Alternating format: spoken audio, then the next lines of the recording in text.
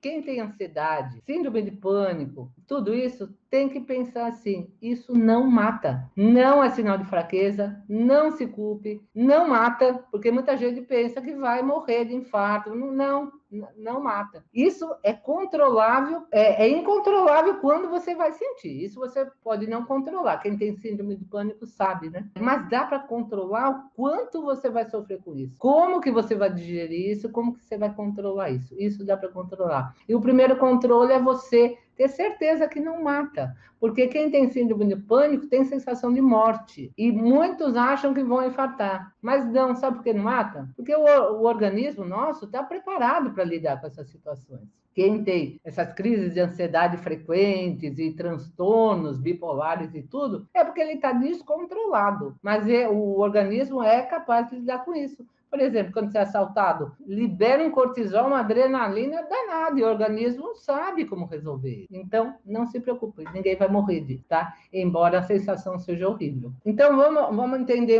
um pouquinho mais de uma fisiopatologia. Nós temos uma glândula aqui que chama amígdala, não é a amígdala da garganta. Essa amígdala é uma glândula, né, que ela absorve ameaças externas e internas. Então, vamos supor, o que são ameaças externas? Quando nós percebemos a ameaça através dos sentidos, do olfato, do cheiro, por exemplo. Antigamente, via um leão, você ouvia os passos do leão, o rugido do leão, o cheiro do leão. O que acontece? Começa a sua adrenal a liberar adrenalina e cortisol, assim, é uma resposta de luta-fuga, porque você sabe que é um perigo eminente. Então, é uma resposta muito rápida, é como uma nitroglicerina. Vem aquela coisa, para quê? Para você ir lá, adrenalina, para os músculos e para o coração bater forte, para você conseguir correr do perigo. Um assaltante nos dias de hoje. Então, vem aquela coisa. Então, isso daí a amígdala é uma ameaça externa. Agora, há uma ameaça interna. O que são? São os pensamentos, as preocupações, que tem mais a ver com a ansiedade. Será que eu vou passar de ano? Será que eu vou passar na entrevista do emprego? Será que eu não vou ser mandado embora amanhã? Então, são as preocupações, os pensamentos automáticos, né? 50% dos nossos pensamentos são automáticos, nós não controlamos, eles vêm. Né? Por isso que muita gente não consegue meditar direito, né? Por causa dos pensamentos automáticos. As crenças. Então, isso daí é uma resposta lenta e duradoura. Porque no outro lado, na externa, que vem aquele cortisol, aquela chucada de cortisol, você não tem tempo de pensar, você só corre do perigo. Aqui não, é lento, dá para você pensar, dá para raciocinar. Eu estou com medo disso, mas eu posso resolver dessa, daquela maneira, entendeu? Então, é uma resposta mais lenta. Isso é ameaça interna, que está mais ligada à ansiedade, porque a ansiedade são mais ligada a pensamentos, e o pânico não. O pânico é aquela enxurrada de hormônio, né, de cortisol, de adrenalina, que você começa a sentir. Ou corre, ou sente aquela sensação de morte, quando é transtorno do pânico mesmo. O perigo é quando se torna um transtorno, né, uma coisa crônica. Isso é o perigo. Mas nós temos como lidar, o nosso corpo tem como lidar. Então, para ficar mais claro para vocês, eu fiz um resumo aqui do que é pânico, crise de pânico, para diferenciar crise de ansiedade. Então, vamos ver aqui se vocês se identificam, né, com um ou com outro. Então, o que acontece com o pensamento no pânico? Então, o pensamento, eu vou morrer, eu vou desmaiar, eu vou enlouquecer, isso é no pânico. E na ansiedade?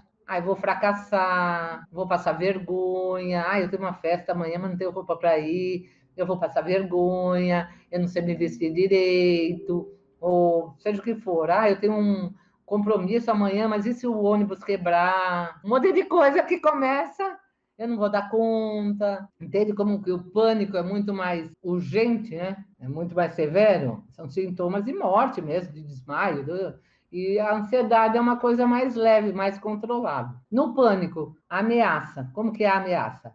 É real e é definida. É um bicho que vai te atacar, é um ladrão que vai te matar, ou você acha na sua cabeça alguma coisa assim. Às vezes não acontece isso, mas você já está com a crise de pânico. E na ansiedade, não. Pode ser real o perigo ou imaginário, vai tudo mais dos seus pensamentos, definições do futuro, são aquelas ameaças mais internas de pensamentos. E a tensão?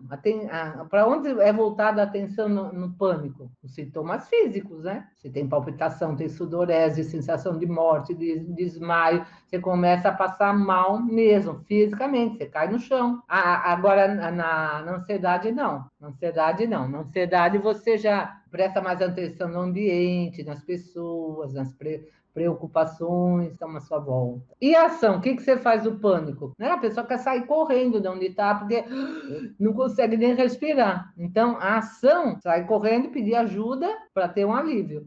E na ansiedade, não. Na ansiedade, a pessoa fica inquieta, fica irritada, fica andando para lá e para cá, quer evitar a situação, fica na indecisão, fica paralisada, sente fadiga, porque dá cansaço, né? Aquela tensão. Fica tensa e dá esse cansaço, essa fadiga. Tem gente que tem dor de barriga também. E a sensação física do pânico? Aí dá para ver, distinguir bem uma e outra. A sensação física do pânico é palpitação, sufocamento, apertamento, aperta o coração, sensação de morte, suor, formigamentos, calores. Agora, a sensação física da ansiedade já é agitação, tensão muscular, pode dar um pouco de tontura, pode dar um pouco de falta de ar, pode dar um pouco de cansaço, mas é tudo menos que o pânico. E o pânico? O pânico é muito rápido. O pico dele é em 10 minutos. Ansiedade não. Ansiedade pode durar horas, dias, semanas e até meses. Você fica, por exemplo, quem presta vestibular, né? Começa a estudar lá no cursinho, tem gente que já começa a estudar em fevereiro, lá, o vestibular em dezembro, fica o ano inteiro com ansiedade da prova. E a duração também é mais rápida no pânico. Dura 30 minutos, em raríssimos casos, 1 hora. Dura até 30 minutos. E a ansiedade, além de mais lenta, escalonada, pode durar, como eu falei, meses até. Horas, dias, dependendo. E como fica o estado mental, né, de quem tem o pânico? Então, tem um estado assim parece que você está saindo do corpo, parece que nada é real. Mas por quê? Porque tem uma explicação física, né, fisiológica. Porque o pH do sangue muda, né? Então, por isso que você sente essas coisas, altera o pH do sangue com tudo isso. Então, dá aquela sensação de desmaio, de morte, de perda de controle. Agora, a ansiedade não. O estado mental é de insegurança, apreensão, pensamento acelerado, dá branco, né? Você vai prestar uma prova, dá aquele branco, né? E dá um cansaço mental também. E qual que é o gatilho do pânico? Da primeira vez que dá a síndrome do pânico, a crise de pânico é imperceptível, a pessoa não sabe de onde que veio. Na segunda vez ela já começa a perceber. Na segunda vez pode ser um pensamento, um lugar, uma situação, por isso que dá para evitar e eu vou ensinar como que evita, tá? Agora na ansiedade já sabe, o gatilho são pensamentos, situações, pessoas, ambientes, tudo isso você já começa a, né, não se sentir bem no ambiente, com as pessoas. Então, gente, isso se torna um ciclo vicioso, né?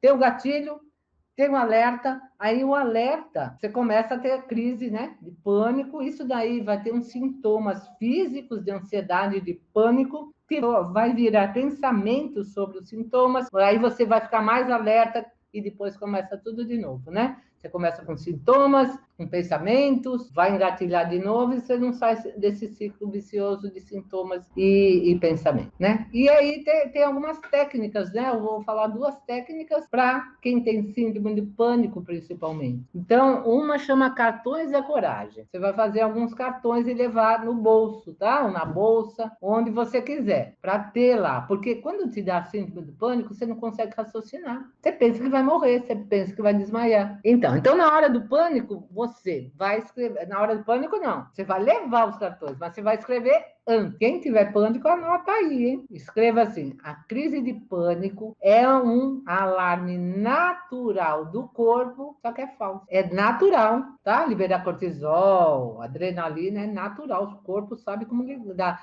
Mas esse alarme, essa sensação que eu estou sentindo perigo, é falso. O segundo cartão, você vai escrever: crise de pânico é inofensiva.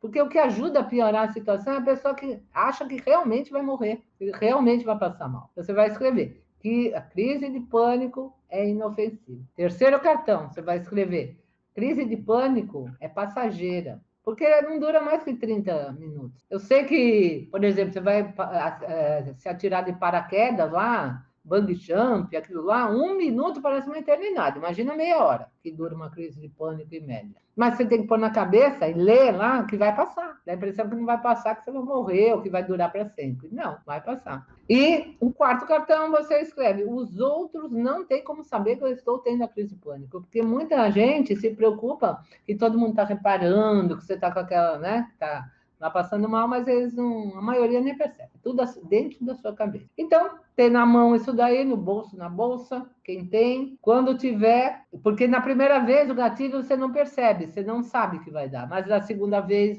e das outras você já começa a perceber. Fazer ambientes, às vezes você teve num lugar, vai para o mesmo lugar, então você já começa a perceber que vai desencadear. Então você já pega os cartões e lê. E tem uma segunda técnica que chama treino de atenção, tá? Então esse treino de atenção faz com que você diminua a adrenalina. Você tem que olhar para o periférico.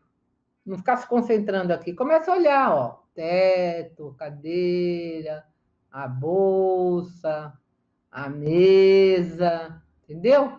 Porque isso faz com que a adrenalina baixe. Parece que não. Você começar a olhar para o lado, mesmo que você não se mexa, tá? Tá com a crise assim, começa a olhar para o lado. Fazendo isso, desativa a adrenalina e acalma. Tentem fazer isso. Espero que eu tenha ajudado de alguma forma, sem medicamento. Às vezes, uma crise muito séria, às vezes até precisa.